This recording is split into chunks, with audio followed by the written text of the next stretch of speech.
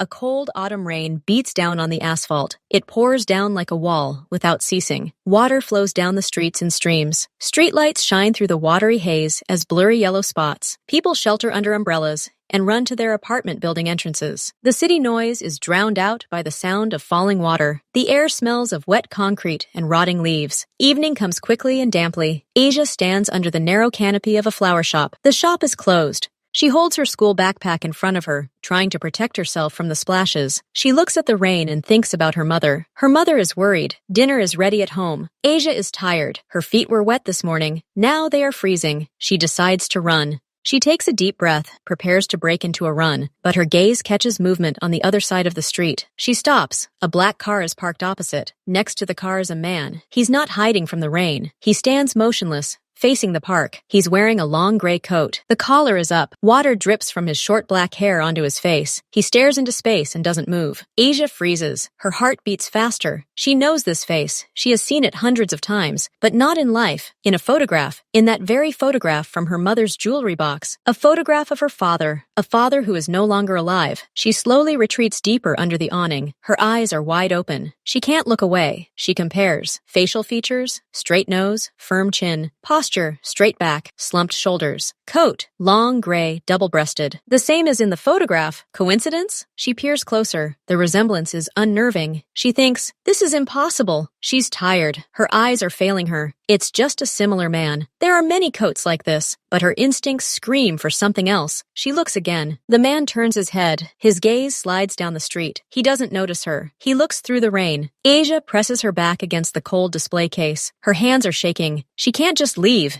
She has to understand. But how? Approach? Ask? Fear paralyzes her. She sees the man finally move. He turns to the car. The door opens from the inside. Now he'll get in and drive away. Disappear. She loses him forever. Asia remembered a tiny detail. In an old photograph, her father had a barely noticeable mole above his left eyebrow. She always touched it with her finger. The girl peered through the rain. On the man's face, in the same spot, was a small dark spot. Asia's heart sank. This couldn't be a coincidence. She looked at his hands. He pulled the keys out of his pocket. Wide palms, long fingers, just like the man in the photograph who had his arm around her mother's shoulders. Asia felt a slight dizziness. She gripped her backpack tighter. Calm down, she told herself. It wasn't him. Dad died. Mom said so. She tried to spot the differences. The man looked older than her father in the photo, but the photo was old. If her father had lived, he would have looked just like this. His clothes? The coat seemed an exact copy, but maybe it was just a popular style? Her thoughts were jumbled.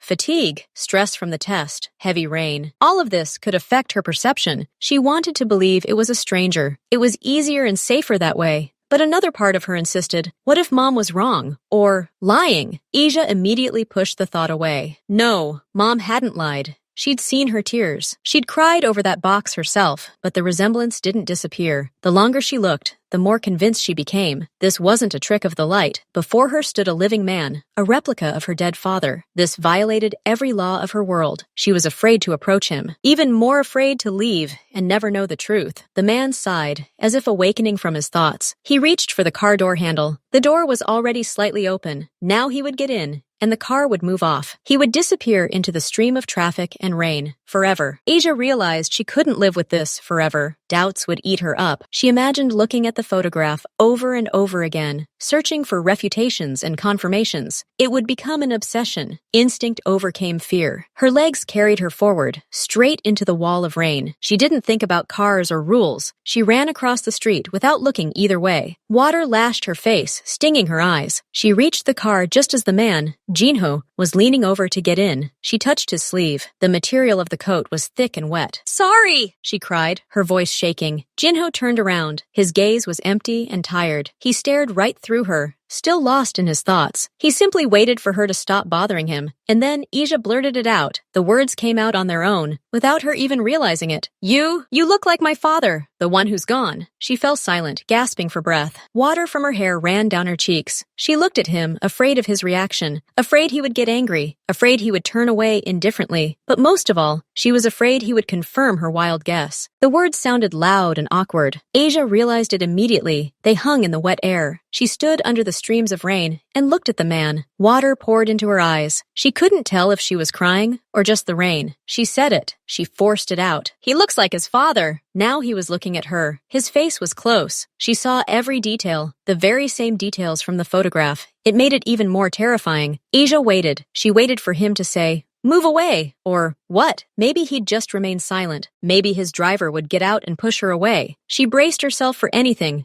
but he did nothing. He simply stared, and there was no anger in his gaze. There was an empty space there, as if he was looking through her at something else. Jinho heard a voice, a child's voice. He turned toward the sound. A drenched girl stood before him. She said something. His mind was elsewhere. He was thinking about supply problems. He was thinking about the call he needed to make. The rain was a nuisance. This girl was another nuisance. He nodded, automatically, politely. He didn't even hear the words. He saw her lips moving. He heard sounds, but the meaning didn't sink in. He had already started to turn back to the car. He had to go. He didn't have time for random passers-by. His hand reached for the door handle again. He stepped into the warmth and dryness of the car. The girl was simply part of the noisy, wet evening. Another irritant. Nothing more, nothing less. And suddenly, his legs froze. His brain, belatedly, reproduced the phrase, word by word.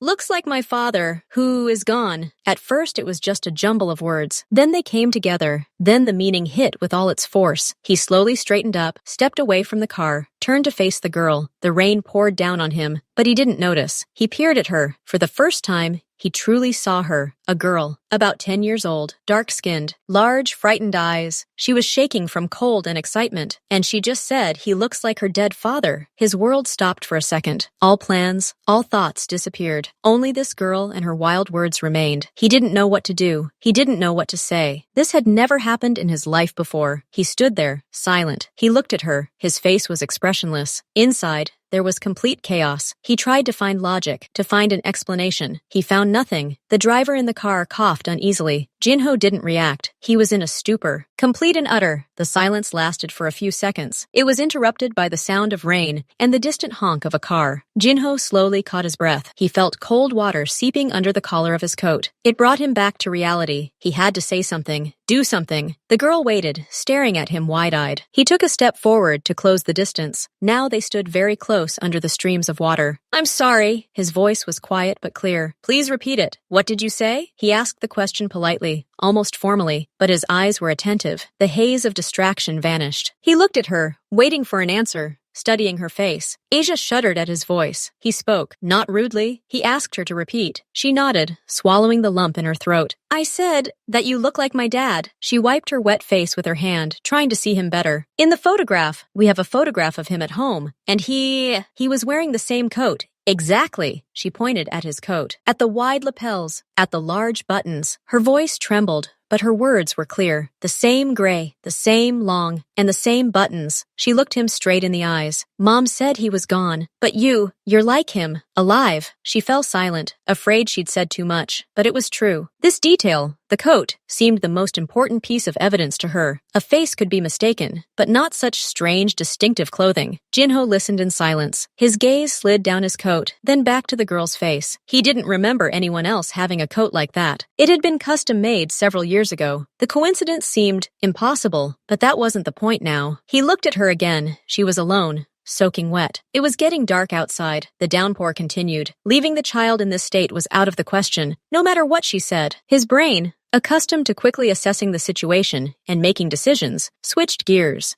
Was the girl potentially dangerous? No. Did she need help? Yes. Could he provide it? Yes. He nodded, more to himself than to her. "You need to go home," he said firmly. His tone became businesslike, devoid of emotion. "You can't sit here alone in this weather." He opened the car door wider and gestured inside. "Get in. I'll give you a ride. Give me the address." He looked at her, making it clear it wasn't a request, but a reasonable offer. "Otherwise, you'll catch a cold. Your mother will worry even more." Asia hesitated for a second. She looked at the warm, dry interior, at the dark street, at his serious face. Fear told her not to get into a stranger's car, but her own frozen body and the burning desire to know the truth were stronger. She nodded. "Okay," she said quietly. Jinho let her go first. She climbed in, leaving wet footprints on the seat. He climbed in after her, and closed the door. The sound of the rain became muffled. The interior smelled of leather and cleanliness. "Address?" he asked, turning to the driver, who was already looking in the rearview mirror, awaiting the command. Asia whispered the street and house number. The car pulled away smoothly, cutting through the streams of water. Jinho stared straight ahead, sensing the quiet, wet embodiment of some old, long-forgotten secret sitting beside him. The car drove smoothly and almost silently. The sound of the rain faded to a dull rustle behind the tinted windows. The cabin was warm. The air was dry. Asia sat pressed against the door. Her wet jacket left a dark stain on the light leather of the seat. She looked out the window at the blurry lights floating past, but saw nothing. Her thoughts revolved around the man sitting half a meter away. She stole a glance at his reflection in the glass. He sat upright, staring straight ahead. His face was calm and inscrutable. He didn't look at her. It seemed he'd forgotten she existed. She thought about the coat, about the photograph. She tried to compare the image in her memory with the person next to her. Doubts returned. Maybe she had exaggerated? Maybe it was just an incredibly strong resemblance? But then where did she get that same coat? She clenched her fists. The question she was afraid to ask out loud echoed in her head. "Who are you?" Jinho was silent too. His gaze was fixed on the space between the seats, but his thoughts were racing. The girl, the photograph, the coat. The coincidence was too incredible. He remembered an old coat he'd worn 7 years ago. It truly was unique. He'd never seen anyone else like it. Why had the girl approached him? A simple coincidence? Or something else? He analyzed her behavior.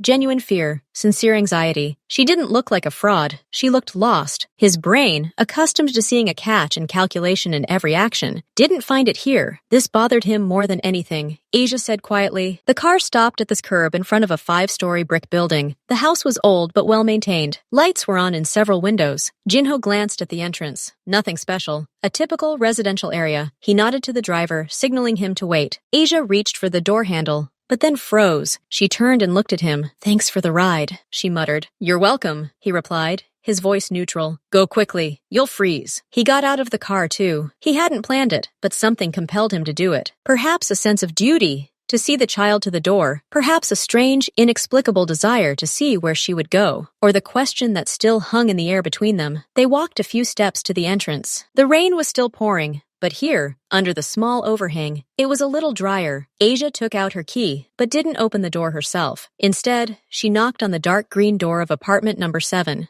The knock rang out loudly in the quiet entryway. Asia stood with her head down, clutching her wet backpack. She was afraid to turn around. Jinho stood 2 steps behind her, in the shadow cast by the stairwell. He didn't want to startle whoever opened the door. He simply waited. His figure in a long dark coat looked alien and slightly ominous in this narrow space illuminated by a yellow bulb. He heard another door slam somewhere above. The house was silent. He stared at the door that held this girl's life. A life that, she said, held a photograph of a man who looked just like him. He didn't know what to expect. He'd braced himself for a tired woman to open the door, thank him, and then close the door, and that would be the end of it. For some reason, this thought left him slightly disappointed. Footsteps were heard outside the door. Light, quick. The click of the bolt. The door opened. The door opened quickly, as if someone had been standing behind it, waiting. A woman appeared on the threshold. It was Taya. She looked tired, but her face immediately lit up with relief when she saw Asia. The woman wore simple lounge pants and a sweater, her hair pulled back into a loose ponytail. "Asia, oh my God, I was so worried." Her voice was full of concern and anxiety. She immediately reached out to hug her daughter. "You're soaking wet. Where have you been?" At that moment, her gaze slid behind her daughter. She saw a man. The smile froze on Taya's face. Her eyes, so warm and soft just a moment ago, widened. At first, they were filled with confusion. Who was this man? Why was he standing behind her daughter? Then her gaze focused. She looked at his face, at his features, at the high cheekbones, the straight nose, the shape of his eyes. She looked at his coat, long, gray, double-breasted. Time stood still. Taya stopped breathing. The color instantly drained from her face. Her skin turned ashen gray. Her eyes, still wide open, were filled not with horror, but with something deeper, a pure animal shock, as if she had seen not a person, but a ghost from her worst nightmare. Her lips trembled. She tried to say something, but no sound came out, only a quiet, hoarse exhalation. She recognized him. Immediately, without a shadow of a doubt. Years had passed, but she recognized every feature. It was Jinho. Her legs suddenly felt like jelly. She felt the floor give way beneath her. She took a step back, unsteadily, trying to hold on to the doorframe. Her hand gripped the doorknob, her fingers white with the strain. "Mom?"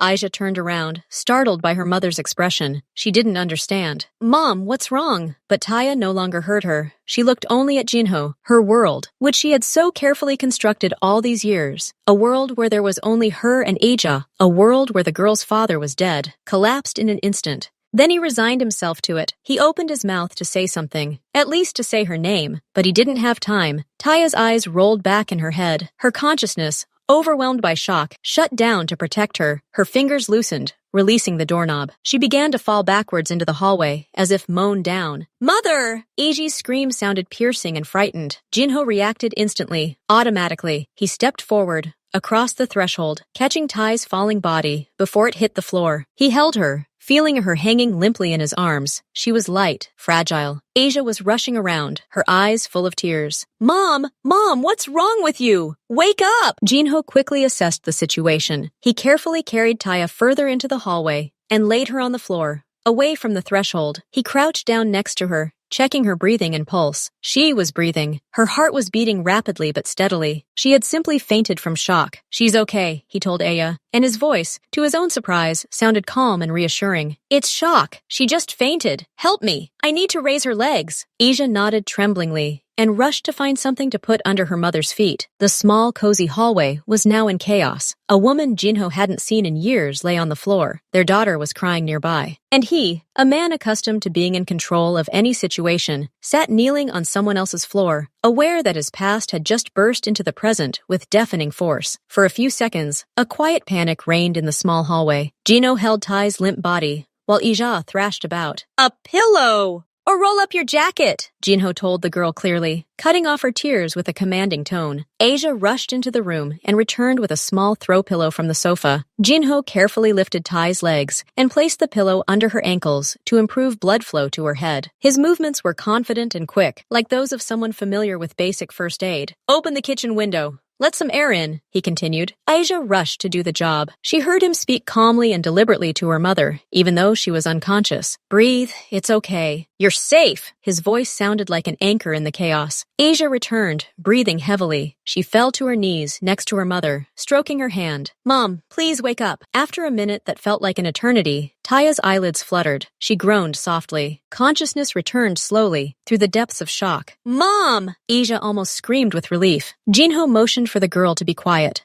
He continued to squat nearby, watching closely. Taya slowly opened her eyes. At first, she didn't understand anything. Then she saw the ceiling, the familiar chandelier. Then she saw her daughter's tear-filled face leaning over her. And only then did her gaze, still clouded, find the man sitting next to her. Memory and awareness struck with renewed force. She tried to push herself up on her elbows, but weakness and dizziness pressed her to the floor again. "Lie still," Jinho said. His voice was even, but there was no warmth in it. It was a statement of fact. "You fainted. You're okay." He helped her sit up slowly, leaning her back against the wall in the hallway. His hand on her shoulder was firm and impersonal, simply a functional support. Taya recoiled from his touch as if from fire. She was pale as a sheet, her hands trembling. "Mom, how are you? What happened?" Aja hugged her, holding her close. She was confused. She had seen her mother fall when she saw this man. But why? Just from surprise? Taya didn't answer her daughter. She couldn't tear her eyes away from Jinho. Now they sat opposite each other on the hallway floor. He in his rain-soaked coat, she in simple house clothes, as if separated by years and an abyss of lies, but suddenly thrown into the same moment in time. No one said a word. The air became thick and heavy. There was horror in Taya's eyes. Pure, silent terror that her entire world, the one she'd so carefully built, was about to collapse. There was guilt, so deep it felt like it was physically pressing on her chest. There was panic. What would she tell her daughter? How would she explain? But most of all, there was a question in her gaze. "Why are you here? How did you find us?" Jinho looked back at her. His face remained a mask of calm, but his eyes were alive and very attentive. There was no anger or reproach in them, for now. There was a cold, analytical understanding. He pieced together the facts in his mind with lightning speed. A girl, Aja. She was about 10 or 11 years old. Her words about her dead father, her resemblance. He peered into the girl's features, clinging to her mother. Yes, There was something of him in her, the shape of her eyebrows, the shape of her eyes, Ty's disappearance many years ago, his fruitless search, her complete silence. All the puzzle pieces fell into place with a quiet, soundless click. He didn't ask, "Is this my daughter?" He already knew the answer. He saw it in Taya's panicked gaze, in her attempt to pull away, in the trembling that ran through her. He simply looked at her, letting her know that he saw. He saw everything, the truth she had hidden for so long. Asia, still hugging her mother, looked from one to the other. She felt her mother's body tense. She saw how silent they were, yet they seemed to be shouting at each other wordlessly. The silence was becoming unbearable. "Mom," she began again, but her voice was quieter now, filled not with understanding, but with nascent fear. You know him?" Eiji's question hung in the air, sharp and awkward. Taya flinched as if she'd been struck. She finally tore her gaze away from Jinho and looked at her daughter. In Eiji's eyes, she saw more than just childish curiosity. There was already an understanding there. This man wasn't just a random passerby, and her mother knew him. Shame washed over Taya like a wave. It was searing and nauseating. She'd lied to her own daughter every day for 11 years. She'd stolen Eiji's father, and this man's daughter. And now the lie had been revealed in the most humiliating way. She felt small, dirty, and caught red-handed. The fear was even stronger. Fear of losing their daughter, fear of her hatred, fear that everything would collapse, their quiet life, their trust, everything they had. Ty's voice broke, turning into a croak. She tried to stand up, leaning against the wall. Jinho automatically extended his hand to help, but she recoiled again, as if from hot metal. I'm sorry, I didn't. She couldn't collect her thoughts. Her mind was racing, searching for some kind of support in this nightmare. Suddenly, her gaze fell on the kitchen door, on the clean tablecloth on the table. It was a habit, a ritual. In stressful situations, Taya always did something with her hands. Cooked, cleaned, set the table. It gave her the illusion of control. "Tea," she breathed, and it sounded like a saving idea. "We need tea. We're all soaked. We need to warm up." She practically ran into the small kitchen, leaving Iju and Jinho in the hallway. She clutched at her usual routine like a drowning man clutching at a straw. She took out the kettle, filled it with water, and set it on the stove. She fussily pulled out her best china, the kind she only brought out on special occasions, from the cabinet. She laid out the cups, saucers, and spoons. Her hands trembled, and the spoons clanked against the saucers. Asia and Jinho silently moved into the kitchen. Jinho took off his wet coat and carefully hung it over the back of a chair. He stood and watched her nervous commotion, realizing it was merely a shield, the last barrier before the inevitable conversation. Asia sat at the table, her eyes never leaving her mother. She'd never seen her like this. Even in the most difficult times, her mother was her rock, but now she resembled a frightened bird flapping against the glass. "Mom," Asia said quietly, "please stop. Sit down." But Taya wasn't listening. She pulled a cookie out of the jar and placed it in a bowl. Her movements were abrupt and pointless. The silence in the kitchen, broken only by the sound of the kettle boiling and the clink of dishes, was finally broken by Jinho. He sat down opposite Eiji, his posture calm and collected. He realized that Taya wouldn't be able to start. Someone had to say the first word, and it would be better if it was him. Calmly, no accusations. "Your daughter," he began, addressing Ty's back, but looking at Aisha, "came up to me on the street. It was raining heavily. She said I looked like her father, the one she thought was dead." Taya froze at the stove, holding the teapot in her hands, her back tensed. Asia nodded, her eyes lighting up. Yes, it was true. "She said she had a picture at home," Jinho continued in a calm, almost businesslike tone, "and in it, her father was wearing the exact same coat as mine. I offered to give her a ride because it was late and pouring. We got here. She knocked on the door. You answered." He paused briefly, letting these words sink in. He added nothing of his own. No emotion, no questions, just the facts. Teapot was in her hands. Her face was still pale, but something other than fear, doom, had appeared in her eyes. His voice was quiet, but in the quiet kitchen, it rang like a gong. It wasn't a question. It was the start of a showdown. Jinho's question hung in the air. Taya remained silent, her fingers white on the teapot handle. The answer was obvious to everyone in the room, but saying it out loud would be a confession. Asia spoke. Her voice, usually quiet, sounded clear and demanding. She looked at her mother, and there was no longer fear or confusion in her eyes. There was determination. "Mom," Aisha said, "bring the photograph. The very one, from the box." Taya flinched as if she'd been pushed. Her eyes darted to Jinho, then back to her daughter. "Asia, not now," she began, her voice trembling. "Guess? Tea? Bring it, please," Asia repeated, not looking away. She wasn't going to back down. It all started with this photograph, and now it belonged on the table. The girl felt that only this piece of physical evidence could break through the wall of silence and reticence. "I want to see it. I want to comfort. Why? Taya blurted out, her tone akin to a plea. She set the teapot down on the table, nearly spilling the boiling water. It's just an old card. No need for it now, Asia said firmly. She stood up from the table.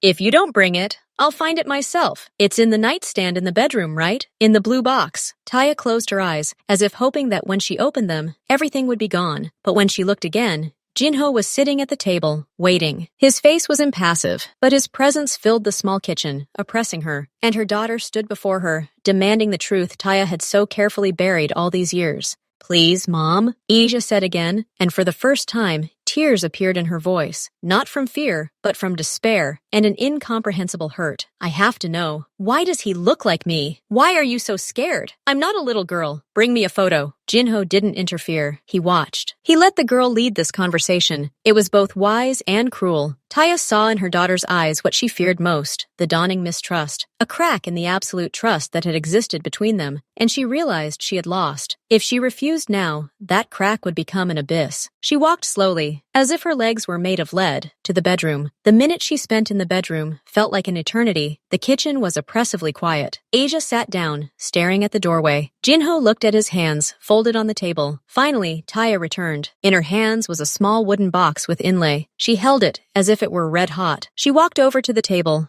and, without looking at anyone, opened the lid. Inside, on a velvet lining, lay several old photographs and a postcard. She took out one of the photographs. Her hand was visibly shaking. She didn't hand it over right away. She looked at the photo, and her face twisted in pain. It was a moment of farewell. Farewell to the lie that had protected her for so long. Then she placed the photograph on the table, in the middle, between the cups of steaming tea. She didn't push it toward either Ije or Jinho. She simply placed it down and took a step back, as if from a rattlesnake. The black and white photograph, slightly faded with time, captured a young Jinho. He stood in a park, smiling, his eyes closed against the sun. He wore that same long gray coat with large buttons. Taya's hand rested on the sleeve of his coat, young, laughing, with shining eyes. It was a snapshot from another life, from a life Taya had buried. Asia immediately snatched up the photograph. She closely compared the image with the man sitting across from her. Her gaze shifted from the flat photo to the living face. Her own suspicions, her certainty, all of it was nothing compared to this irrefutable proof, now lying there for all to see. Jinho also easy looked at the photograph. He hadn't seen it in years. He'd almost forgotten it existed. Seeing himself like this, young, carefree with Taya, was strange and painful. It was like peering into a parallel universe where his life had taken a different path. Now the photograph lay on the table, a silent accusation, an undeniable truth, and the silence that followed was louder than any scream. Asia picked up the photograph. She moved it closer to the edge of the table,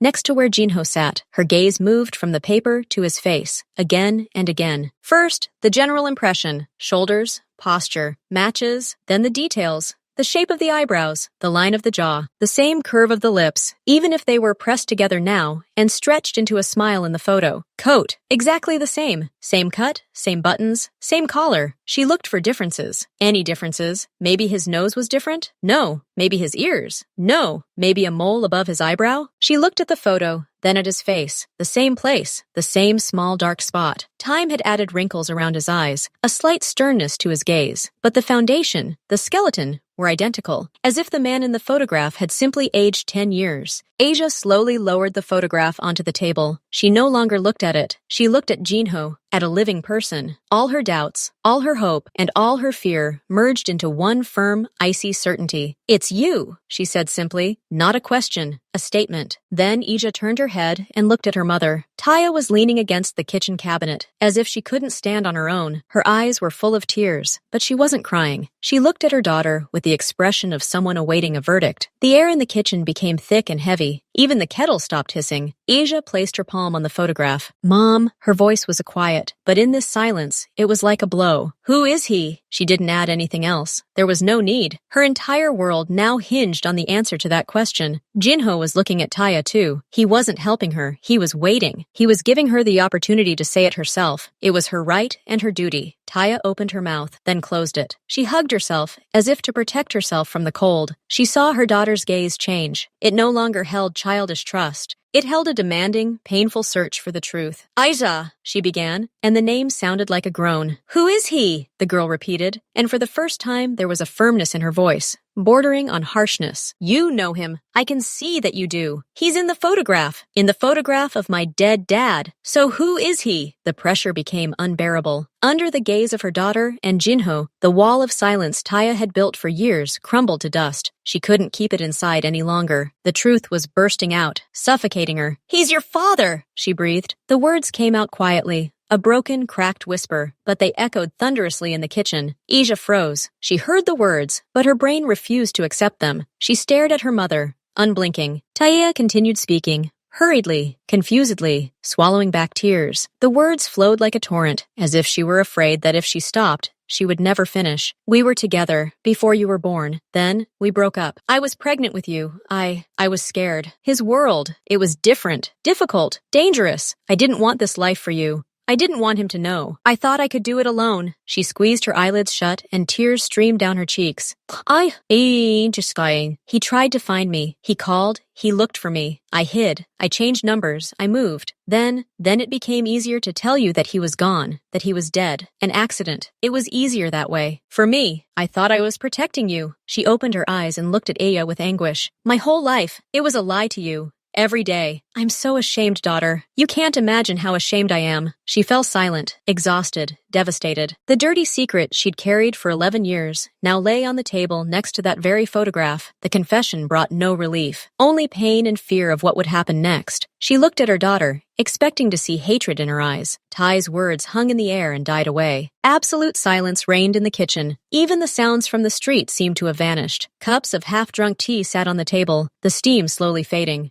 Asia didn't move. She sat staring at a single spot on the tabletop, directly in front of the photograph. Her face was smooth and empty, like a mask. Inside, everything was crashing and crumbling. Every word her mother said struck the fragile glass of her world like a hammer. "He's your father. I was hiding. I lied. 11 years of lies. 11 years of the story of the fallen hero father she lived by. All her questions, her quiet sadness by the photograph, it all turned out to be built on a deception. The greatest truth of her life turned out to be the greatest lie." Taya looked at her daughter and saw her turn to stone. It was more terrible than screaming or crying. She reached out her hand, but didn't dare touch her. Jinho watched. He saw the shadow of shock and pain pass across the girl's face. He processed the information himself. All the years of searching, all the questions, found their answers here, in this kitchen. It was a chair, screeching as it was pushed away from the table. Asia stood up. Her movements were abrupt, mechanical. She looked at her mother. There were no tears in her eyes, only a cold, mature clarity. "I can't forgive this," she said clearly. Her voice sounded alien, flat. "You lied to me every day. You took my father away from me." Taya tried to say something, but only a muffled groan came out of her throat. Asia turned to Jinho. She looked at him, studying him, searching his features for what she had seen in the photograph, his father. "I want to live with you," she declared. It wasn't a request. It was a decision. "I want to know who you are. I want to know the truth. I don't want to be here anymore." The words sounded like a death sentence. Taya grabbed the edge of the table to keep from falling. Her worst fear was coming true in the blink of an eye. Jinho rose slowly. He saw the pain in Tai's eyes. He saw his daughter's face, frozen with hurt. There were no winners in this scene, but there was a choice he had to respect. He approached Asia and placed his hand on her shoulder. It was the first conscious, fatherly gesture he'd made in years. His touch was firm and warm. "Okay," he said simply. "You'll live with me. You'll have your own room. Everything you need." Then he looked at Taya. His face was serious, but without malice. "I don't hold a grudge against you," he said, and there was a strange, detached honesty in his words. "I understand the fear, but the time for fear is over." He paused, choosing his words. "I'll provide her with a good life, the best education, security. You don't have to worry about that. And you," he looked straight at her, "you can always visit her, whenever you want, whenever she wants." It wasn't a generous gesture, but a statement of fact. He hadn't intended to steal his daughter entirely, as they had done to him, but he was taking the lead now. He was giving Asia a choice, and letting Taya know that the rules had changed. Asia nodded, agreeing with his words. She didn't look back at her mother. She picked up her photograph from the table and clutched it tightly in her hand. "I'll go pack my things," she said, and walked out of the kitchen towards her room. The two adults remained in the kitchen, separated by years of deception and a silent agreement about a future that had only just begun. Jinho picked up his coat. The deed was done. Jinho stands in the doorway of Eiji's small room and watches her pack her things into a duffel bag. She does it quickly, almost furiously, grabbing clothes and books from the shelves without sorting them. Her movements are sharp, angular. She's not crying. She's simply gathering her things, like a soldier about to leave. Taya doesn't enter the room. She stands in the living room, leaning against the wall, staring into space. Her face is wet with tears, but she only lets out quiet, broken sobs. She knows any protest now will be futile. She's burned all bridges with her confession. Asia zips up her bag. She looks around the room. The pink wallpaper, the cartoon posters, the neatly made bed. This is her childhood. She turns and leaves, not looking at her mother. "That's it," she says to Jinho, passing by Tai. "Asia," Taya whispers, but her daughter doesn't stop. Jinho takes the heavy bag from her hands. "Let's go," he says softly. They leave the apartment. Jinho carries the bag. Asia walks alongside, holding only the wooden-framed photograph she'd picked up from the table. She doesn't look back as the door slams shut. The car is waiting at the entrance. The driver, the same one, immediately gets out and opens the door. He casts a quick, professionally dispassionate glance at the girl and her bag, but asks no questions. He takes the bag from Jinho and puts it in the trunk. The ride is completely silent. Asia looks out the window, but this time she sees the streets. They're getting wider, the houses larger and more expensive. They're entering a neighborhood she'd previously only seen on TV or from a bus window. Tall buildings with plate glass windows, well-kept parks behind wrought iron fences. The car stops in front of a nondescript but enormous gray house. It's not a mansion, but more like a fortified modern fortress with a minimum of windows on the ground floor. The gate opens automatically, letting them into the courtyard. Jinho goes out first and helps Aeje. He leads her to the front door,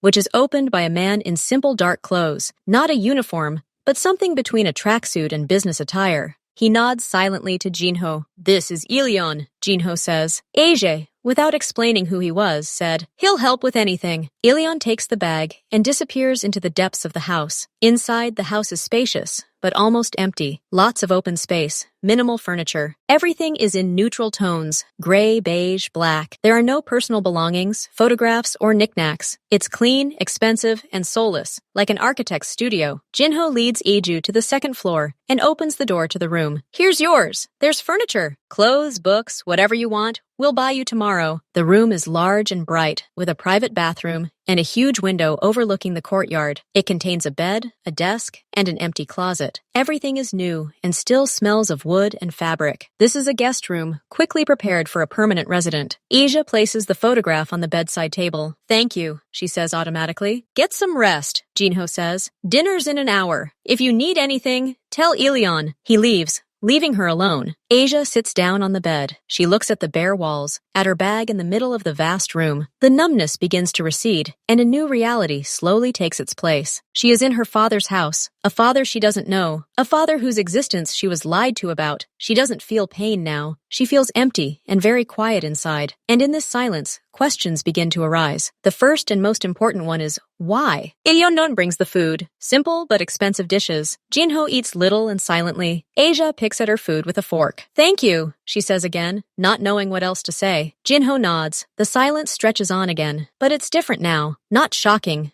but heavy, uncomfortable. Asia feels like she has to ask him something. Otherwise, why is she here? She puts down her fork. "Why did you break up?"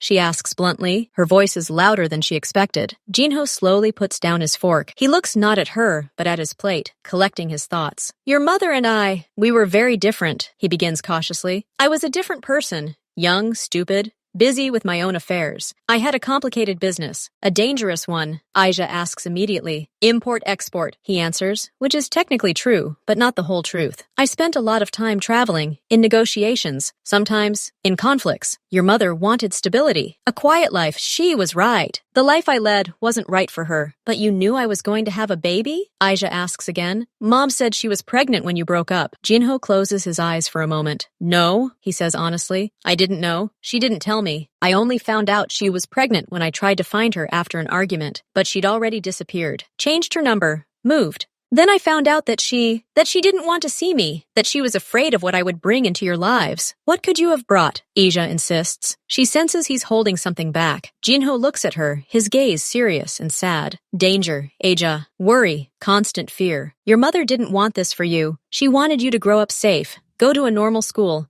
have normal friends. In her world, in the world she built for you, there was no place for people like me." "But you're my father," Aisha says, her voice shaking. "You were meant to be in my life. She had no right to make that decision for both of us. She had the right to decide for you," Jinho corrects quietly. "She was your mother. She tried to protect you the way she saw fit. Yes, she made a mistake. She lied, but her motive was fear, not malice. Aya is silent, processing this. The anger at her mother still burns brightly within her, but in her father's words, she hears not justification, but understanding, as if he doesn't judge Taya, even after everything. Do you still love her? Comes her next question. Unexpected, even for herself. Jinho leans back in his chair. It's the most personal question of the evening, he says finally, avoiding the word love. I respect her strength, her determination. Fear is a bad advisor, but it makes people strong when they protect their children. No, I'm not angry with her, but what she did, it's over between us. Only you remain. Asia looks at her hands. She thinks of her mother, alone in their quiet apartment. The feeling of emptiness returns, but now it has a new note, a vague understanding of the complexity of the adult world. Everything is not as black and white as it seemed an hour ago. What will happen now? She asks. To me? To school? To my friends? You're here now, Jinho says. You'll go to a new school, a good one. You'll make new friends. You'll be safe. And your mom? She'll know where you are. When you're ready to talk to her, you can. Asia says quickly, her voice hardening again. Not now. Okay, Jinho agrees. Not now. He gets up from the table. Tomorrow we'll go buy you everything you need. Now go and rest. It's been a long day. Asia nods and goes to her room. She lies down in the new, unfamiliar bed and stares at the ceiling. Her father's words swirl in her head. Dangerous business. Conflicts. Danger. She remembers the gloomy, fortified house, the silent Ileana, a silent car with tinted windows. Who is her father really? Just a businessman? Or something more? And why, despite all his talk of danger, does she feel strangely safe here in this cold fortress? Because he's strong? Because he's not afraid? She turns on her side and looks at the photograph on the nightstand. A smiling young man in a coat, and her mother, happy and carefree. They seem like people from another planet. What happened?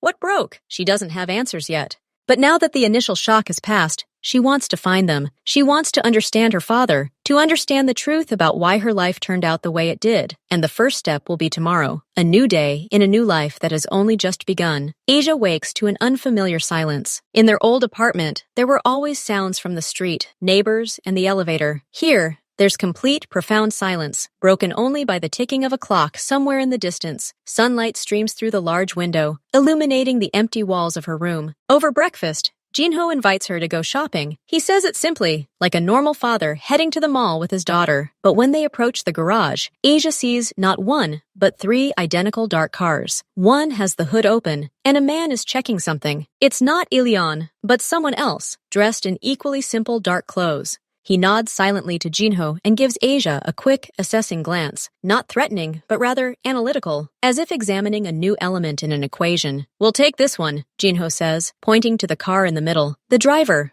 another stranger, is already behind the wheel. The ride itself is silent. Asia glances out the window. She notices their car isn't going straight. It's making several seemingly unnecessary turns. The driver keeps checking his mirrors. Jinho sits relaxed, scrolling through his phone, but his eyes occasionally flicker to the rearview mirror. It's not paranoia, it's habit, a safety ritual. They are met by a manager in a large, gleaming shopping center, usually reserved and dignified. He becomes almost obsequious upon seeing Jinho. Mr. Lee, we are honored. Everything is ready. A personal escort will be with you. No need, Jinho replies dryly. We're just going for a walk. They stroll through the boutiques. Jinho offers Asia the chance to choose whatever she wants. Clothes, shoes, gadgets. He doesn't look at the prices. He nods, and the sales assistants immediately pack the items he's chosen. His credit card, a plain black card with no markings, appears and disappears in a second. But Asia barely notices the things. She watches the people, 2 men in casual clothes, hanging around nearby, but not looking at the windows. Their gaze glides over the crowd, the exits, the elevators. They're not pretending to be shoppers. They're here for work. Their job is to observe. One day, as they pass an electronics store, a young man in an expensive but flashy suit approaches Jinho. He smiles, but his eyes are nervous. Mr. Lee! What an unexpected meeting. I was just about to... Jinho doesn't even pause. He makes a barely perceptible gesture with his hand. One of the 2 male observers instantly appears between him and the young man. Make an appointment through the secretary, Jinho says without turning around. His voice is icy. The young man freezes. his mouth open, and then quickly disappears into the crowd. Asia sees all this out of the corner of her eye. She doesn't ask anything, but the puzzle is starting to come together. That evening, when they return with dozens of packages, another incident occurs. Jinho escorts Iju to her room and tells her he needs to make a few calls. He goes into his office, a room on the ground floor with a heavy oak door. Asia sits in her room, but curiosity is consuming her. She quietly leaves and descends the stairs. The door to the office is ajar. Voices can be heard from inside, not just Jinho's. Someone else is talking, excitedly and rapidly. Asia freezes around the corner of the hallway, out of sight from the office. This can't go on like this, boss. He doesn't respect borders.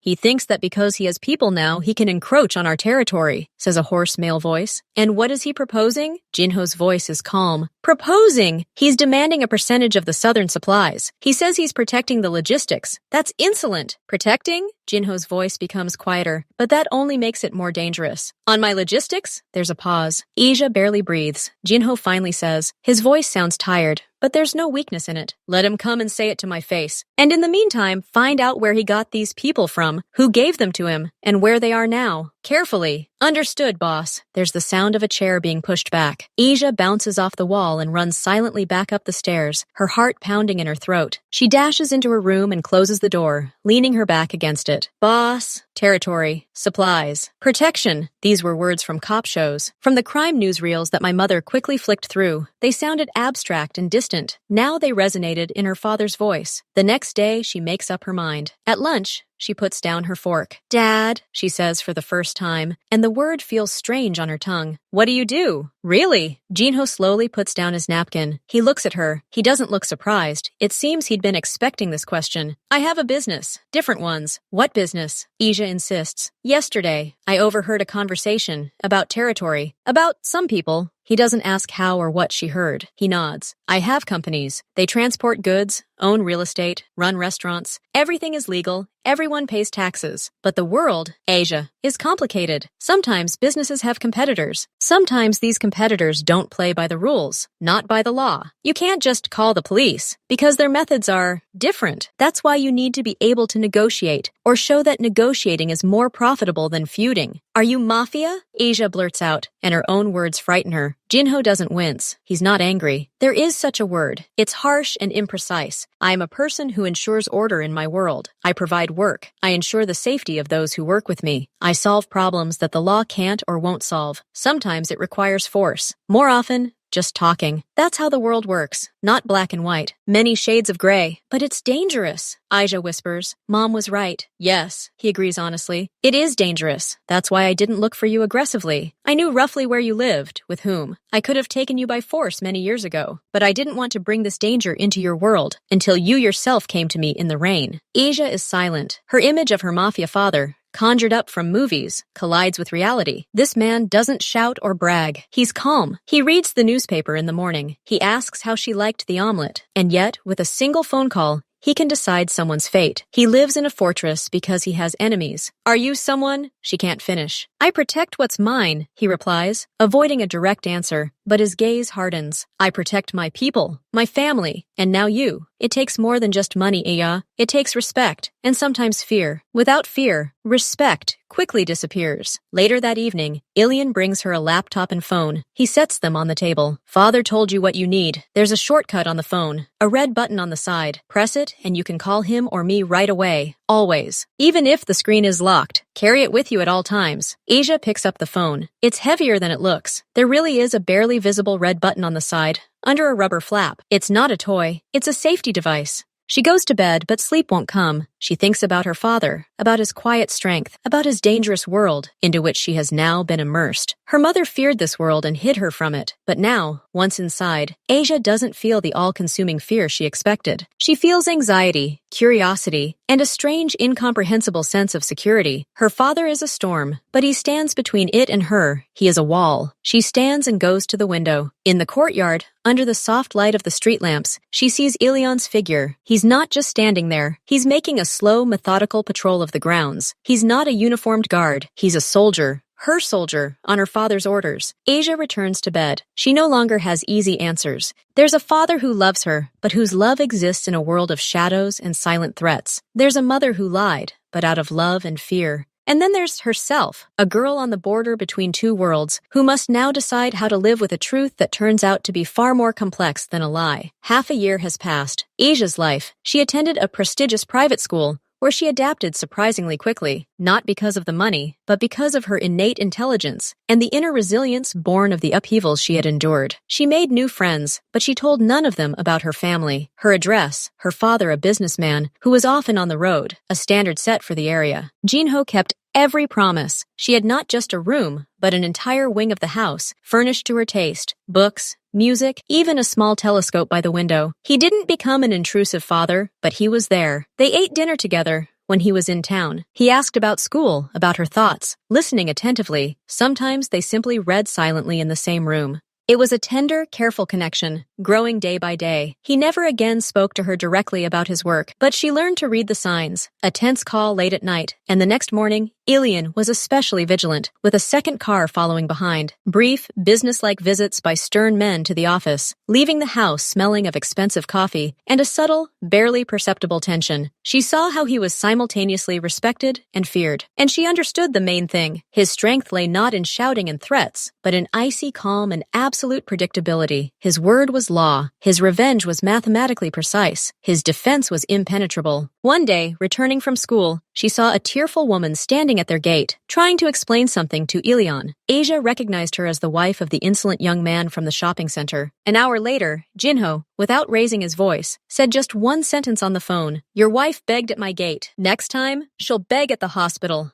Understood? The woman was never seen at their house again. Asia realized she lived within a source of power, dark but real, and this power now protected her too. But in the silence of her room, she thought about her mother. The initial anger and resentment subsided, leaving behind a complex sadness. She saw messages from Taya. At first, desperate, full of apologies, then simply asking, "How are you? How was school? Have you eaten?" Asia didn't answer, but she didn't block the number either. The turning point came on a cold January evening. Jinho had flown away for a few days on business. The house, already quiet, was plunged into complete silence. Asia sat poring over her textbooks, her thoughts elsewhere. She picked up that very photograph, happy faces, her mother's smile, which she hadn't seen in years, and she realized she wasn't missing the false life they'd built for her. She missed her mother, her laughter, her scent, lingering on the old clothes in the closet, her anxious, suffocating, but true love. She picked up the phone and dialed the number. "Hello?" Ty's voice sounded instantaneous, halting, and full of hope. "Mom, it's me." There was silence on the other end, and then quiet sobs. "Asia, my sunshine, forgive me." "Not now, Mom," Asia interrupted, her voice softer than she'd intended. "No apologies now. I want to see you." Jinho arranged the meeting, or rather, he agreed to it when Asia asked. He didn't ask any unnecessary questions, simply nodded. "Tell Ilian when and where. He'll ensure safety." He didn't offer neutral territory or his presence. He entrusted that to her. They met in a small, cozy cafe in the city center, far from their old neighborhood and the new Iji fortress. Ilian sat at a table near the exit,